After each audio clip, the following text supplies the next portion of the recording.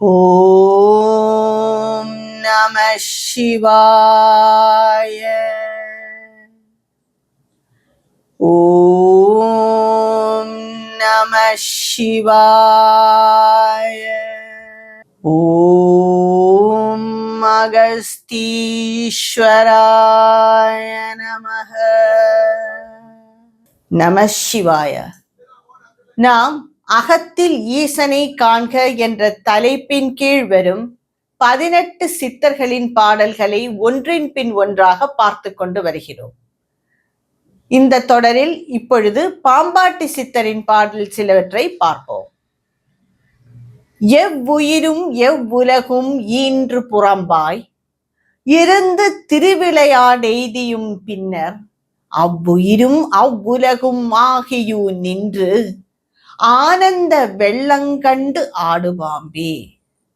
பாம்பாட்டி சித்தர் கூறுகிறார், எல்லா உயிரும் எல்லா உலகும் ஈன்றவன் படைத்தவன் அந்த ஈசன் தான், வேறு யாரும் படைக்கவில்லை. அந்த ஈசன் தான் எல்லா உயிர்களையும் எல்லா உலகையும் படைத்தான். எவ்வளவோ உலகு இருக்கிறது, நமக்கு தெரியாது. இதையெல்லாம் படைத்து விட்டு சும்மா இருந்து விட்டானா? இல்லை, அதில் திருவிளையாடல் புரிகிறான். என்ன திருவிளையாடல்? படைத்தல், காத்தல், அதை அழித்தல், அதை மறைத்தல். நம்மிடம் இருந்து உண்மையை மறைத்து விட்டான். அதை மறைத்தல், மேலும் அதை அருள் செய்து அந்த மறைத்தது எதையெல்லாம் மறைத்து வைத்திருக்கிறாரோ அதை வெளிப்படுத்துகிறார். நம்மிடம் இருந்து எல்லாம் மறைத்து வைத்திருக்கிறான். அந்த மறைத்ததை எல்லாம் அவன் அருளாலே வெளிப்படுத்துகிறான். இந்த 5 திருவிளையாடல்கள் என்பது மிகவும் முக்கியமானது. படைத்தல், காத்தல், அழித்தல், மறைத்தல், அதை அருள் செய்தல். இந்த திருவிளையாடல்களை ஆடுகிறான். எல்லா உயிர்களையும் எல்லா ஜீவராசிகளையும் எல்லாம் படைத்துவிட்டு அவன் வெறுமனே இருப்பதில்லை, இந்த வேலையும் செய்கிறான். நம் உடம்பின் உள்ளே இருக்கும் உயிரானது, உணர்வானது அந்த ஈசன் தான். அந்த உயிர் என்பது, அந்த உணர்வு என்பது ஓடிக்கொண்டு இருப்பதால் தான் நம்மால் உயிரோடு இருக்கிற முடிகிறது. அந்த உயிர் பிரிந்து விட்டால் இந்த தேகமும் ஜடமாக விழுந்துவிடும். படைத்து விட்டு எல்லோரும் கூறுவது போல் அவன் எங்கேயோ கைலாசில் இருந்து கொள்கிறான், நாமெல்லாம் இன்னும் கஷ்டப்படுகிறோம் என்பது போல் பலவர் கூறுவார்கள். ஆனா அதெல்லாம் மாயை. ஆரம்ப காலத்திற்கு அப்படித்தான் தோணும். சித்தர்கள் பாடல்கள் என்பது ஒரு உயர்ந்த நிலை பக்தர்களுக்கான உள்ளது. எல்லாவையும் படைத்து விட்டு எல்லாம் உள்ளும் நிறைந்து நிற்கிறான். ஆனந்த வெள்ளம் கண்டு ஆடுபாம்பே. அதை நினைத்து அதை நீ மகிழ்ந்து ஆடுபாம்பே என்று கூறுகிறார் பாம்பாட்டி சித்தர். எவ்வுயிரும் அவ்வுலகும் தானாகவே இருக்கும் ஆனந்த வெள்ளமாகிய இறைவனை கண்டு நீ ஆடுபாம்பே. எல்லா உயிர்களும் நிறைந்து நின்று விட்டு அவன் என்ன கஷ்டப்பட்டு கொண்டா இருக்கிறான்? ஆனந்த வெள்ளத்தில் அவன் இருக்கிறான். அதை பார்த்து நீ ஆடுபாம்பே என்று கூறுகிறார் பாம்பாட்டி சித்தர். மேலும் அவரின் ஒரு பாடலை பார்ப்போமே. தூக்கிய நற்பாதம் கண்டேன், சோதியும் கண்டேன், சுத்த வெளிக்கு உள்ளே ஒரு கூத்தனை கண்டேன், தாக்கிய சிரசின் மேல் வைத்த பாதம் சத்குருவின் பாதம் என்று ஆடாய் பாம்பே. இந்த ஈசனை அகத்தில் காண்க, அகத்தில் காண்க என்று கூறுகிறார்களே, எங்கே காண வேண்டும்? அந்த சுத்த வெளியாக இருக்கும் நம் ஹிருதயத்தில், மனதில் காண வேண்டும். அது வெறும் வெத்து வெளியாகத்தான் இருக்கிறது.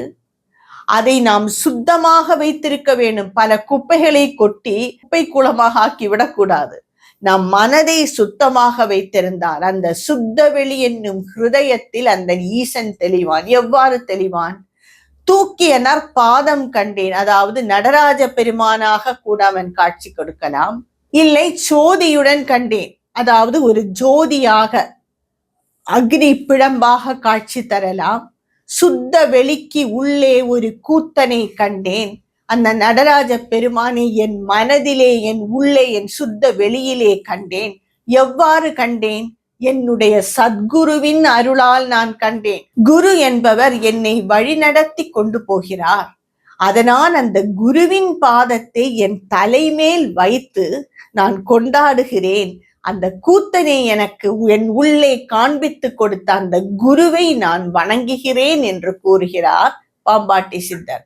பாம்பாட்டி சித்தரின் குரு என்பவர் சட்டைமுனி சித்தர் தான். நடராஜ பெருமானின் தூக்கிய திருவடிகளை கண்டேன், சோதி வடிவாய் அவரை நான் கண்டேன், எங்கே சுத்த வெளிக்குள் ஒரு கூத்தனை கண்டேன், இதற்கு என்னை தயார் செய்த என் தலையில் அமர்ந்த என் சத்குருவின் திருவடிகளையே காரணம் என்று கூறுகிறார் பாம்பாட்டி சித்தர். அதோடு தலையை குறித்து வைத்திருக்கிறாராம் அவர். அந்த சத்குருவின் பாதத்தை அவர் தலையில் ஏங்கிக் கொண்டிருக்கிறார். வேறும் ஒரு பாம்பாட்டி சித்தரின் பாடலை பார்ப்போமே. ஏட்டு சுரக்காய் கரைக்கு இங்கு எய்திடாது போல், என் திசை திரிந்தும் கதி எய்தல் இல்லையே, நாட்டுக்கு ஒரு கோவில் கட்டி நாளும் பூசித்தே, நாதன் பாதம் காணார்கள் என்று ஆடாய் பாம்பே. ஏட்டு சுரக்காய் என்றால் ஒரு படத்தில் சுரக்காய் இருக்கிறது, அதை வைத்து நாம் கறி வைக்க முடியுமோ? முடியாது. அதுபோல்தான் எல்லா திசைகளும் பக்தர்கள் திரிகிறார்கள். சிவனை அங்கு சென்றால் காணலாம் என்று எங்கெங்கோ மலைக்கு போகிறார்கள், ஏதெல்லாமோ தீர்த்தத்தில் நீராடுகிறார்கள், எங்கெல்லாமோ செல்கிறார்கள், ஏதெல்லாமோ ஆசிரமத்திற்கு செல்கிறார்கள், எங்கெங்கோ திரிகிறார்கள். ஆனால் அவர்களால் சிவனை காணவே முடிவதில்லை. அது மட்டுமா, நாட்டுக்கு ஒரு கோவில் கட்டி நாளும் பூஜித்தே. கோவில்கள் எவ்வளவோ கோவில்கள் கட்டுகிறார்கள். முன்பெல்லாம் அரசர்கள் தான் கோவில் கட்டுவார்கள். இப்பொழுது என்ன, அந்த காலத்தில் என்னவென்றால், ஒரு பேர் வேண்டுமென்றால் ஒரு கோவிலை கட்டி விடுவார்கள். ஏனென்றால் அவ்வளவு மலிந்து போய்விட்டது கோவிலும் தெய்வமும். நாட்டுக்கு மட்டும் ஒரு கோவில் இல்லை, ஒரு ஊருக்கு ஒரு கோவில் இருக்கிறது, ஒரு தெருவுக்கு ஒரு கோவில் இருக்கிறது, ஜாதி அடிப்படையில் கோவில் இருக்கிறது. ஒரு பெரிய கம்பெனி என்றால் அதற்கு ஒரு கோவில் வைத்திருக்கிறார்கள், ஒரு சின்ன பிள்ளையார் கோவில் கூட வைத்திருக்கிறார்கள். இதெல்லாம் வைத்து என்னப்பா பிரயோஜனம்? நாதன் பாதம் காணார்கள், அவர்கள் அந்த சிவனின் பாதத்தை காணவில்லையே என்று கூறி ஆடுபாம்பே என்று கூறுகிறார். இது எல்லாம் நம் மனதுக்கு ஓரளவுக்கு நம் மனதை சுத்தப்படுத்தும் தான். ஆனால் உண்மையான பக்தியில் ஏதோ ஒரு மூலையில் இருந்து கொண்டு அந்த சிவனை பற்றி மட்டுமே சிந்தித்து தூய்மையான மனமுடன் நாம் மனதிலே நிறுத்தினோமானால், நம் உள்ளே, நாம் அகத்தே கூறினாரே சுத்த வெளி என்று, அந்த சுத்த வெளியான மனதிலே அந்த ஈசனின் திருவடிகளை காணப்பெறுவோம் என்று கூறுகிறார் பாம்பாட்டி சித்தர். இது எல்லாம் தேவைதான். ஆனால் இது நம்மை சிவனின் பாதத்தை காண உதவாதப்பா என்று கூறி ஆடுபாம்பே என்று கூறுகிறார் பாம்பாட்டி சித்தர். மேலும் இந்த கருத்தின் அடிப்படையில் வரும் சித்தர் பாடல்களை என்னுடைய அடுத்த வீடியோவில் காண்போம். நம சிவாய.